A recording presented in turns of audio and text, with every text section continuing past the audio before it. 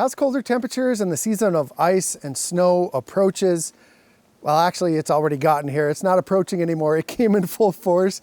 You guys, I'm not ready for this. We've already got 12 inches of snow and it's not even Halloween. So this is gonna be a very long winter. But anyway, when it gets like this, there are some things that you should be thinking about when it comes to flying your drone. So today, I'm gonna give you the 5 most important winter flying tips that will make flying more safe and fun for you. Now I'm gonna be using the Mini 4 Pro for demonstration purposes today, but these tips can apply to just about any drone. So let's get started.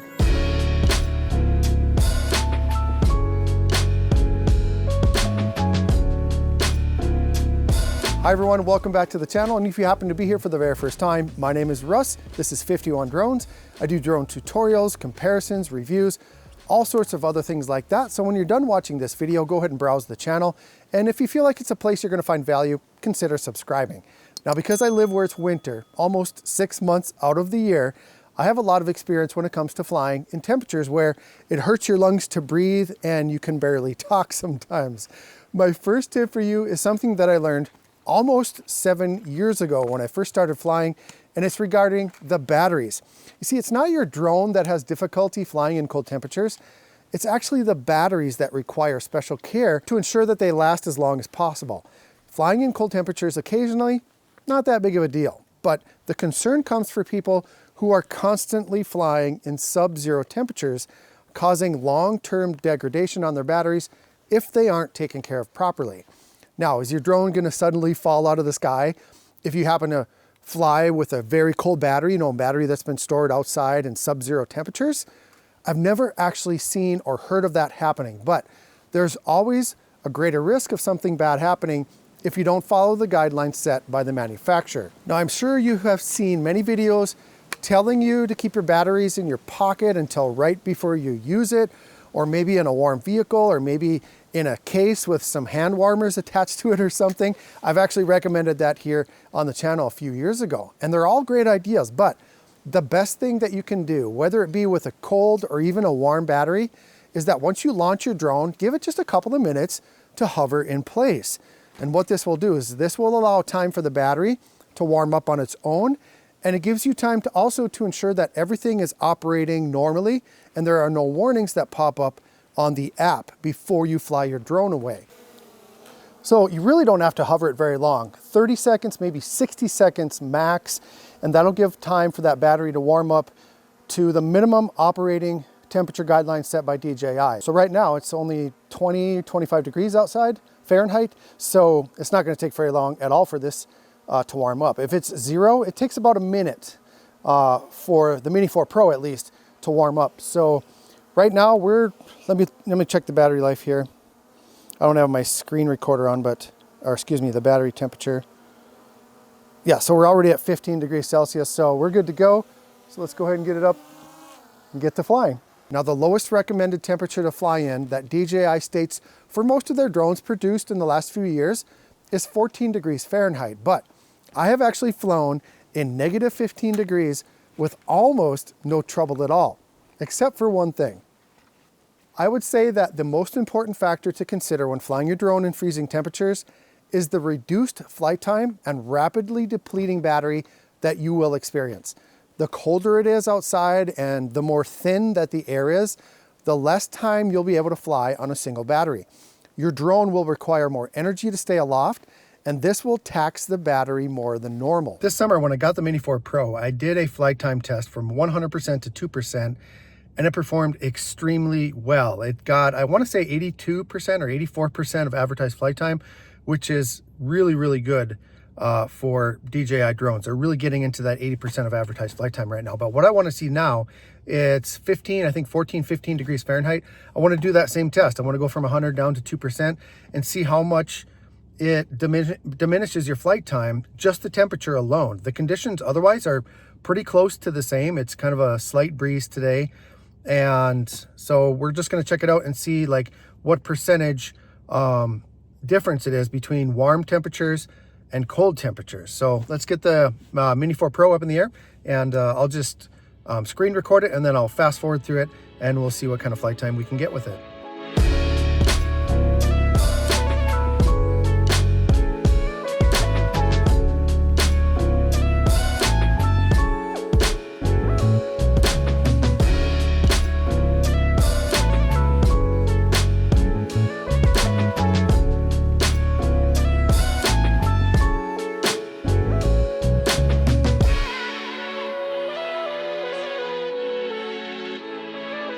Okay, that was pretty impressive. 34 minutes.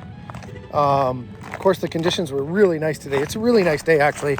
I know it's only 15 degrees, but it really doesn't affect flight time too much when it's 15.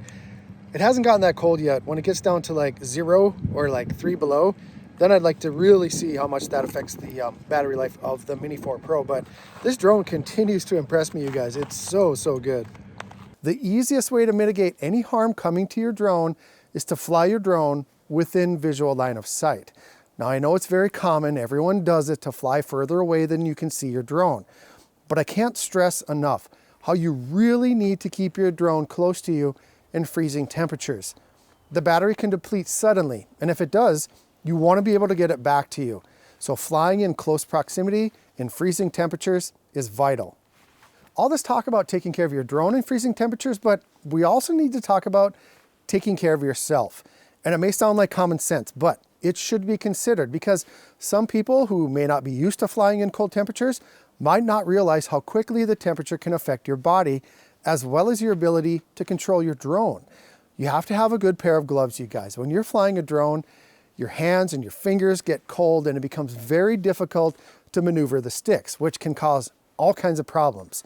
So find yourself a good pair of touch sensitive or photography gloves. Now, I've used these gloves from PGY Tech for almost 4 years and they are awesome. I don't have them right now because someone in my house stole them and I can't find them, so I have no idea where they are. So I'm just wearing my work gloves right now. I wanted to try something new. I've never had these before. I wanted some heated gloves. So I actually just ordered this pair of rechargeable heated gloves right here. They have touchscreen capability. And I ordered them based on a recommendation from one of my viewers. I'm told that they are amazing for the price, so I figured I would try them out, especially since they had a coupon available right now. Now I'll update you in the comments once I get them and I have a chance to try them out. You know, if they're not very good, if they don't last very long, or they don't keep my fingers warm, I'm gonna send them back, but I'll let you know, so watch the comments on that. Now, if you just can't wait to hear what I have to say about them and you like the looks of them, I'll put a link in the video description if you wanna check those out. The other recommendation that I have for you to keep yourself safe when flying in temperatures and conditions like this is to just fly from inside your vehicle. It's legal, it's totally safe, and as long as you keep your drone within visual line of sight, there's nothing wrong at all with it. People do it every day, even in warm temperatures, and the only thing to be aware of is that your signal strength between your controller and your drone might be slightly affected because you're basically sitting in a big metal box, but not usually if you keep that drone within visual line of sight. If you keep it close to you, you're going to be just fine. As the temperatures decrease, there tends to be more days when there is fog. Now, I'm sure you've seen many videos of someone flying through or even over the fog. It looks amazing. It's so beautiful. And it's very tempting to do it when you happen to have fog wherever you are. But just remember that fog is basically a cloud. And there are a couple of reasons to not fly in a cloud or in fog. The most important reason to avoid fog is the safety factor. The FAA actually prohibits anyone from flying their drone in or even near fog. You're flying blind, and if there happens to be a manned aircraft flying through that same fog at the same time, they are basically flying blind as well. It's very risky and it could lead to catastrophe. Now, the second thing to be aware of when flying in or near freezing temperatures in fog is the moisture factor. Moisture from the fog will freeze onto your propellers and even onto your drone. And as the ice builds up, your drone won't be able to maintain flight. It will throw the drone off balance and it could come suddenly crashing to the ground. I remember flying in some very thick, heavy fog when I first got my Mavic Pro. And back then, when I first started flying, I was clueless about the effects of fog on my drone. And when I got my drone back to the ground, it had this thick layer of ice on the propellers. Thankfully, everything was fine, but if I had left it in the air much longer, I'm pretty sure it would have crashed. And the comments on that video, people were scolding me like nothing else, like saying, what an idiot, dude. You can't be flying your drone in the fog like that. So I learned my lesson after that day. Again, I know it looks really, really beautiful, but try not to fly in fog, especially when the temperatures are near freezing. Now, talking about moisture, there's another factor to consider when flying in freezing temperatures, and that's condensation. Condensation can occur when you take an object that has been in freezing temperatures for a while, and then you place them in a warm environment. For instance, if you wear glasses, think of how they fog up when you come inside from being out in the freezing temperatures. They fog up, right? Well, this happens to just about everything. And when it happens to a drone, it can be pretty damaging to the internal electronics of the drone. You know, going from warm to cold is not a big deal, but when you get done flying your drone in freezing temperatures and then bring it inside to a nice warm vehicle or maybe your nice warm home, there will be condensation buildup that could damage your drone. When possible, try to transition your drone gradually from freezing to warmer temperatures. If you can place your drone in a cold vehicle maybe for a while when you're done flying, or maybe in your garage that happens to be just a little bit warmer than outside, but not as warm as in your house. I've even heard of people putting their drone in a Ziploc baggie while they're outside, and then when they bring it in, it gradually warms up. And I've even heard of people putting their drone in the fridge when they get home, just so it warms up more gradually. A gradual warm up is the best method. However, if you just don't have the ability to do that, just make sure that when you do get your drone into a warm area, that you wipe it down every so often, or maybe place it in front of a fan to keep the moisture to a minimum. The bottom line is, don't just pop it in your case and bring it into your nice, toasty, warm house and forget about it. Doing that on a regular basis is pretty bad for your drone. The other tip that I have for you is very, very simple. When you are flying in conditions like this, when there's a lot of snow on the ground, get yourself a landing pad, you guys, especially if you're not comfortable launching your drone from your hand. Get a landing pad, set the landing pad on the snow, and then launch from there. You don't want to land or launch your drone from the snow because it's going to suck that moisture into the electronics, and that's going to totally ruin your drone. So get a landing pad. They're super cheap. I can't recommend it enough, especially if you don't like to hand launch or hand catch your drone. Hit that like button if you received any value from this video. Subscribe for more drone tutorials. Check out all of the equipment that I use to make this video in the video description. Hi everyone, for those of you that stuck around and watched the entire video all the way through, I'm gonna do a giveaway today. I'm gonna start doing that. I have so much stuff, you guys, cluttering my studio, and I need to start giving stuff away, and I'm gonna do them unannounced. So I'm gonna just put them at random spots throughout my videos for the rest of the year.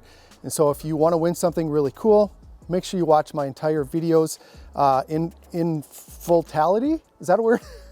in their entirety, because that really helps the channel. Plus, it's going to give you an opportunity to win some great stuff. So what I'm giving away today is a remote ID module. This is from Zing. I just did a video on it. This is a $179 value, you guys. So even if you don't need a module, you can win this and you can resell it on eBay or, you know, whatever you want to do. But all you have to do to be eligible to win this is, what I'd like you to do, guys, is watch another one of my videos after this one. So go down into the playlists or whatever onto my page, watch another one of my videos, and then comment here on this video which of those videos you watched. Okay, that's all you have to do. You can even tag it if you want to. You can like put a link for that video in the comments. You know what? Why don't we do that? Why don't you put a link for whichever video that you watched of mine after this one, and put those in the comments. Everybody who does that, in 3 days from now, I'm gonna pick a winner out of the comments, and then I'm gonna ship the Zing remote ID module to you. I'm sorry, this is only eligible for people that live in the United States at this time. So thanks again, you guys, for supporting the channel. I don't know how else to thank you, but except for giving away some things. So have a great day, everyone, and we'll see you soon. And watch this video next, because I know you're gonna love it. Thank you for watching the entire video, everyone. Have a great day. And as always, fly safe and fly smart.